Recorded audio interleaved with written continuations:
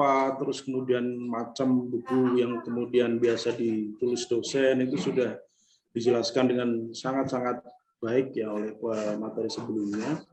Barangkali saya akan next slide, Mas Bintang. Nah, ini sudah dijelaskan dengan sangat baik. Next. Nah, ini barangkali salah dua dari buku yang pernah saya tulis begitu. Satu buku referensi ya, ini linguistik kognitif ya. Kemudian yang kedua, salah satu buku saya ini buku ajar ya, creative fiction writing begitu ya, Bapak Ibu semua. Dan kebetulan kedua buku ini lahir dari penelitian ya, Bapak Ibu. Kalau linguistik kognitif ini memang merupakan convert ya dari tesis saya S2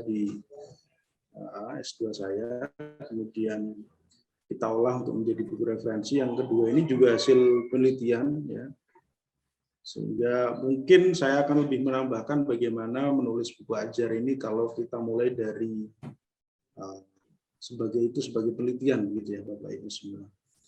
Next, Mas. Ya, next. Ini saya sudah cukup banyak dijelaskan. Next. Barangkali saya ingin memperkuat ya reasoning kenapa kita harus menulis buku ajar gitu. Sebelum masuk ke pointer-pointer saya punya pengalaman ketika mengajukan kenaikan pangkat ya dari asisten ahli ke lektor. Alhamdulillah saya sudah lektor beberapa tahun yang lalu, dan salah satu yang saya ajukan adalah buku referensi, Bapak Ibu. Dan ternyata begitu ya, walaupun ya benar itu buku referensi secara teknis, secara kaidah itu masuk dalam kategori buku referensi, tapi kemudian ada poin penting di situ yang sifatnya ethical atau ini ya, values yang ini nggak tertulis barangkali, karena yang menulis buku referensi kan ibaratnya buku babon, buku yang kemudian menjadi rujukan bagi buku-buku setelahnya termasuk buku ajar, dan dia itu menjadi babon dari keilmuan tertentu begitu. Nah, karena saya ini merupakan baru lulus S2 gitu ya, maksudnya kemudian mungkin kepakaran saya juga belum ini, ternyata untuk buku referensi itu kemudian tidak dihitung, walaupun memang sudah mencukupi untuk lektor 300 Bapak Ibu. Tetapi di sini tetapi kemudian buku ajar saya ikut dihitung begitu Bapak Ibu ya. Yang buku ajar saya malah ikut dihitung karena barangkali pantas-pantas saja begitu ya. Jadi seorang umur sekian, kemudian dengan latar pendidikan sekian, kemudian dengan masa pengabdian sekian, itu sangat wajar untuk menulis buku ajar. Sehingga salah satu alasan mengapa kita sebagai dosen barangkali harus terus mencoba untuk menulis buku ajar, karena bagi kita yang masih mengawali karir sebagai dosen ini sangat masuk akal untuk mempermudah atau memperlancar kita untuk mendaki jabatan akademik Bapak Ibu gitu ya. Jadi meyakinkan, saya tulis ini meyakinkan, ditulis oleh dosen di jenjang manapun begitu, dari segi usia, dari segi latar belakang pendidikan gitu. Karena saya pernah mengalami sendiri Bapak Ibu, ternyata kalau buku referensi itu di propertis itu cukup cukup banyak pertimbangan untuk menjadikan buku referensi itu sebagai salah satu perhitungan ya, karena ada nilai itu sendiri ya, yang kemudian ini meyakinkan nggak untuk disebut sebagai buku ajar yang ditulis oleh orang dengan dosen dengan secara kuantitatif demikian. Tetapi kalau buku ajar itu saya pastikan Bapak Ibu itu akan dengan mudah diamini oleh asesor untuk menjadi hukum tambahan, itu salah satu alasannya. Jadi bagi dosen-dosen muda, fokuslah untuk menulis buku ajar ya, karena itu lebih mungkin untuk membantu kita mendaki jabatan akademik begitu. Berikutnya adalah, walaupun tadi dalam satu pengertian yang dikemukakan oleh Pak Misno bahwa itu lebih diperuntukkan untuk mata kuliah tertentu, tapi jika itu memang punya kita ketika menulis buku ajar itu juga mulai bisa berimajinasi sampai seandainya buku tersebut menjadi bacaan bagi mahasiswa di luar kelas kita atau barangkali malah umum gitu ya, itu ada kemungkinan itu dipublish secara luas, tidak hanya diperuntukkan bagi kelas kita begitu ya, atau dalam mata kuliah tertentu, tapi akan ada sangat kemungkinan untuk itu kemudian untuk diberluaskan. Seperti saya punya bukan kolega ya, beliau senior sekali di atas saya begitu, Pak Sailal Arimi, beliau dosen UGM, beliau menulis buku ajar tentang kognitif linguistik gitu ya. Tetapi buku itu kemudian juga banyak dibeli oleh mahasiswa luar UGM, bahkan mungkin oleh penggiat bahasa, karena memang dari penyajian dan ketika Pak Sailal ini mengerjakan itu, dia punya bayangan bahwa ini juga bisa memenuhi kebutuhan penjelasan soal teori yang beliau bawa untuk membaca di luar kelasnya begitu. Dan saya pun buku ini karena dipasarkan di online juga ada ternyata yang kemudian membeli di luar kelas saya begitu. Nah, jadi ada kemungkinan itu untuk kemudian tidak hanya dikonsumsi di kelas kita. Yang berikutnya punya kredit yang lumayan, maksimalnya 20, walaupun nanti pertimbangannya banyak, akan full 20 atau berapa itu ya. Itu kan sangat membantu kita seandainya kita sedang mengejar jabatan akademik ya Bapak Ibu. Mungkin agak pragmatis sekali ya, maksudnya kita kok mikirnya jabatan akademik dan sebagainya. Tapi memang ya tanpa ini kita sulit untuk punya mimpi-mimpi yang lebih besar begitu. Seperti ini barangkali nanti Oktober ada bukaan penelitian Kemenristek Dikti ya, yang kompetitif nasional ya, yang itu mengisyaratkan misal ketua peneliti itu harus misalnya lektor gitu ya, S3 atau lektor ya. Tanpa kita bekerja keras untuk mendaki jabatan fungsional ini, mungkin ada kesempatan-kesempatan yang kemudian seharusnya kita ikut di dalamnya, kemudian kebermanfaatan dari kita itu menjadi lebih, itu menjadi tertutup, sehingga ya jabatan akademik itu memang harus diperjuangkan. Dan saya rasa dengan angka 20 kredit itu sudah luar biasa gitu ya, sangat bisa membantu kita untuk memenuhi kredit poin yang diinginkan. Itu alasan kenapa buku ajar gitu. Next, Mas Bintang. Dan di sini karena saya punya pengalaman mengawali penulisan buku ajari dari penelitian, ternyata kalau misalnya memang sebagian besar itu dari RPS ya. Tetapi sebenarnya penelitian itu bisa buku ajar itu bisa dipenuhi dengan penelitian gitu. Karena hampir seluruh syarat next mungkin Mas Bintang.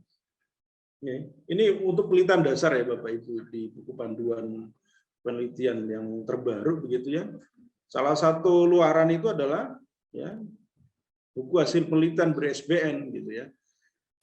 Gitu. Jadi dan ini penelitian dasar, apalagi penelitian skim-skim yang lain itu pasti salah satu outputnya adalah ini. Sehingga kalau bisa nih, kalau kita bisa memang memulai dari penelitian itu kan kena semua itu Bapak Ibu ya. Jadi penelitiannya kita dapat ya, sisa dari research finding kita yang kita publish dalam bentuk jurnal, sisanya kita yang banyak itu kemudian kita urutkan menyesuaikan dengan RPS di kelas kita yang tertentu gitu ya. Itu bisa menjadi dua artinya gitu kan. Apalagi kalau misalnya jurnalnya tembus Scopus, buku ajar jadi, bayangkan Bapak Ibu akan kredit poin yang kita terima dalam satu penelitian itu berapa begitu Bapak Ibu.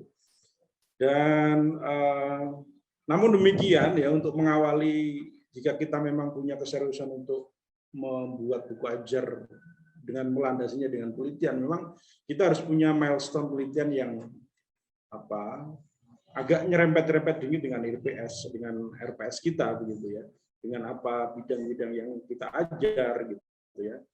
Itu harus agak diperhatikan ketika kita membuat milestone penelitian gitu. Milestone penelitian ini juga kemarin ada sosialisasi untuk penelitian yang DPRM yang Oktober ini. Milestone penelitian menjadi hal yang cukup diperhatikan oleh asesor, sehingga barangkali kita jika ingin melebarkan sayap dan one shot multiple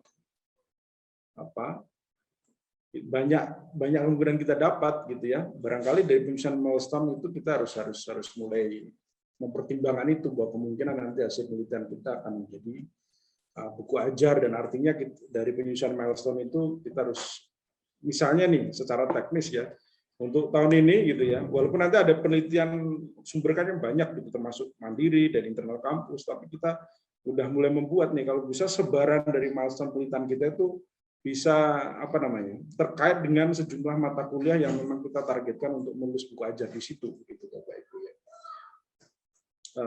Sebagai contoh misalnya saya secara ini definisi saya saja, ada yang sifatnya theoretical, ada yang sifatnya praktis begitu ketika saya mengajar, ada yang ilmuwan saya linguistics ya, dan ada juga yang praksis detail creative writing dan sebagainya begitu. Saya sudah mulai menyusun milestone ke penelitian-penelitian saya akan nyerempet-nyerempet itu gitu ya. Misalnya saya menargetkan diri saya ini untuk mendapatkan setiap tahun penelitian tiga skema gitu ya, dari internal dan eksternal. Internal biasanya saya menargetkan untuk 2 sebagai ketua dan sebagai anggota, kemudian penelitian eksternal terutama dari Kemenristek-Dikti gitu ya. Nah, 3 ini kemudian di milestone ini, mohon maaf nih belum saya gambarkan gitu ya. Saya bagi itu kemudian ke mata kuliah yang saya target untuk menjadi kelak penelitian itu akan bisa menjadi buku ajar di sana begitu. Dan kalau secara tingkat kesulitan kita tentu saja akan lebih sulit untuk menjebol penelitian Kemenristek-Dikti, apalagi yang kompetitif nasional begitu, sehingga untuk yang mata kuliah yang bersifat keilmuan ya, saya persiapkan untuk menjadi salah satu output dari penelitian yang akan saya kompetitifkan di Kemenristek-Dikti begitu ya. Kemudian level yang praksis itu, karena mungkin kalau internal itu kompetisinya tidak begitu sulit, bahkan mungkin kalau Bapak Ibu pengalaman hampir semua proposal penelitian kalau pendanaan internal itu memang akan dikabulkan begitu. Nah, itu bisa tuh ke mata kuliah yang menurut Bapak Ibu itu menilai ini secara topik ya lebih mungkin jika itu kemudian lolos di penelitian internal daripada penelitian yang eksternal tadi yang memang kompetisinya cukup berat Bapak Ibu gitu ya. Jadi saya elaborasi lagi buku ajar ya itu menjadi salah satu luaran dari penelitian, skim apapun Bapak Ibu silakan dicek di buku panduan, sehingga kalau kita memulai niatan untuk membuat buku ajar dari penelitian, dari mulai penyusunan milestone penelitian, saya kira cukup keren gitu ya. Oke, next Mas Bintang. Tahapan menulis buku ajar. Ya ini mau mulai dari penelitian RPS, kita memulai referensi, menyeleksi, saya kira sama dengan penjelasan Pak Joko tadi ya. Oke, next Mas. Nah ini barangkali tadi menarik sekali materi dari Pak Misno ya soal sumber-sumber referensi dari buku ajar gitu. Beliau ada 3 hierarki gitu. Hierarki yang pertama adalah memang jurnal penelitian karena terus terupdate begitu ya.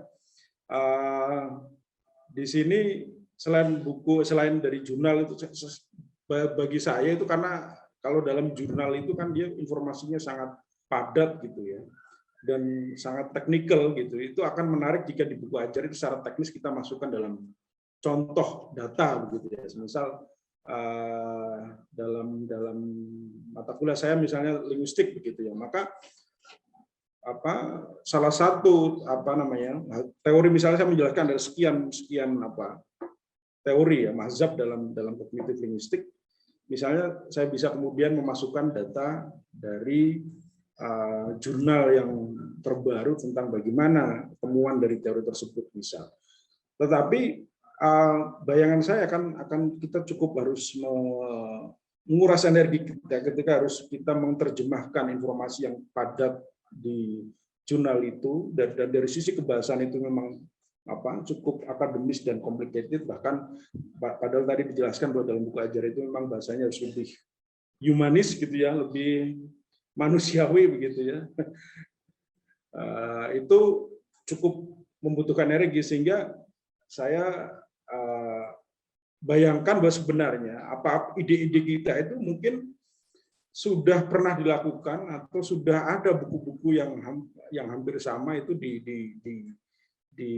negara-negara maju, sehingga penting kemudian ini andalan saya biasanya Library Genesis ya. Ini saya berani menjamin kalau situs ini adalah situs paling lengkap untuk kita mencari e-book gratis gitu ya. Ini hukumnya bagaimana ini ya? Ya, tetapi kalau beli zaman itu ya cukup sulit, sehingga saya tidak menarik itu apakah ini boleh atau tidak, tetapi kan kita juga tidak kemudian mempublish buku memfotokopi atau apa, tapi sekedar membaca kemudian mengambil poin-poin yang kemudian kita bisa kembangkan di buku ajar yang kita punya. Jadi kita harus berburu buku gratis sebanyak mungkin. Tekniknya seperti dikemukakan Pak Jako tadi ya, harus kita bikin folder tertentu gitu ya. Ada folder yang setelah kita seleksi masuk gitu ya. Ada sisa-sisa residue yang kemudian kita singkirkan terlebih dahulu, itu pun sama, saya pakai teknik semacam itu. Dan saya cukup punya hobi atau gairah saya akan menggebu-gebu ketika saya mendownload e-book ini gitu ya, ternyata bus gitu, dan wah penuh sini dan sebagainya gitu. Nah, ini ada beberapa situs-situs ya, tapi saya jamin bahwa Library Genesis itu adalah situs yang paling lengkap. Ini dari Rusia kalau nggak salah, dan alamat ininya selalu berubah ya, mungkin menghindari apa gitu ya. Next, Mas. Nah, ini adalah contoh capaian pembelajaran itu ya, yang tadi juga disampaikan oleh Pak Seno gitu ya. Memang harus ada ini, tidak boleh tidak ada learning outcomes ini di awal itu ya. Next, Mas. Ini secara teknis ya. Dan secara dari isi itu ya, karena kembali lagi mahasiswa yang kita ajar itu barangkali belum punya basic pengetahuan yang mencukupi untuk memahami materi kita gitu, dan karena salah satu prinsip dari buku ajar itu kalau bisa dia itu otomatis bisa, mahasiswa tuh ketika baca buku ajar kita tuh bisa langsung mengerti gitu, tanpa kita jelaskan pun bisa mengerti, sehingga memang harus dibuat sejelas mungkin, sebaik mungkin, sehingga perlu kemudian teknik penulisannya kita buat pointer-pointer yang cukup detail ya, dan isinya pun tidak terlalu panjang ya. Itu penting. Kemudian diperbanyak contoh dan bagan ya. Itu akan cukup membantu mahasiswa untuk memahami materi yang kita share gitu. Sekali lagi karena asumsi kita bahwa mata kuliah yang kita buatkan buku ajar ini memang buku ajar ini harus bisa ya 80% bikin mahasiswa paham gitu, sehingga kita perlu kiat-kiat tertentu untuk kemudian membuat itu seringkas dan se-clear mungkin. Dan saya kira Bintang Pustaka mungkin sudah punya pengetahuan untuk mengemas itu lebih mudah dipahami. Ini saya mengendorse Bintang ini ya, Bintang Pustaka ini. Jadi mohon nanti honornya saya dilebihkan, Mas lalu Bintang, bercanda. Next, Mas. Ya, kemudian ini lagi ya, yang terakhir yang kemudian sangat membedakan buku ajar dengan yang lain itu adanya evaluasi atau exercise ya setelah setiap bab itu. Dan itulah juga yang sangat membedakan dengan buku referensi begitu, dan itulah juga yang kemudian menjamin bahwa kemudian buku ajar kita itu akan cukup efektif membuat mahasiswa memahami materi kita gitu ya. Dan exercise ini wajib hadir di setiap bab begitu Bapak Ibu, dan kalau bisa next ya, next Mas Bintang, kalau bisa itu sesuai dengan ini ya, HOTS atau higher order thinking skills gitu ya, yang itu Bapak Ibu tentu saya sudah sangat memahami ya, ada kemampuan menganalisis, mengevaluasi dan mengkreasi gitu. Kalau bisa Bapak Ibu, kita akan berusaha untuk agar latihan-latihan pada setiap babnya itu bisa meliputi ketiga skill ini Bapak Ibu ya. Apa detailnya saya kira Bapak Ibu lebih paham. Tapi kalau bisa tiap unit itu ada bagian-bagian pertanyaan tertentu, latihan tertentu yang kemudian dia mencakup dari higher order thinking skill. Next, Mas, saya sudah diperingatkan. Kemudian ini yang penting juga, buku seserus-serusnya buku ajar, itu harus tetap manis bagi saya begitu, karena tadi saya punya asumsi bahwa selain buku ini buku ajar, kita harus punya asumsi gitu. Saya kira selain buku ajar itu akan dikonsumsi oleh mahasiswa di kelas kita juga harus punya asumsi, punya mimpi bahwa buku ini akan menjadi rujukan di kuliah-kuliah mahasiswa di luar kampus kita begitu, sehingga elemen pemanis juga mungkin perlu diperhatikan. Misal di sini kayak saya mencantumkan foto dan keterangan singkat soal salah satu penulis besar di dunia begitu ya. Nah, itu juga penting ini, hal-hal yang semacam itu. Atau untuk mata kuliah lain semisal ada kalau yang statistik gitu ya, semisal ada unique stories about statistik gitu ya di atas gitu, di bagian awal yang cukup menghibur misalnya. Atau kalau dari fisika atau yang sains itu bisa kemudian membutuhkan tokoh-tokoh fenomenal gitu ya, yang terkait dengan bab yang kita bahas ya, biografika atau karya fenomenalnya atau hal menarik dari kehidupan ahli yang mungkin semua orang kenal, tapi ternyata ada cerita unik dari seorang Albert Einstein misal. Ya. Itu pemanis yang bagi saya itu cukup bisa menjadikan buku ajar kita tuh punya nilai lebih gitu ya. Oke, saya kira demikian. Jadi saya elaborasi, saya cukup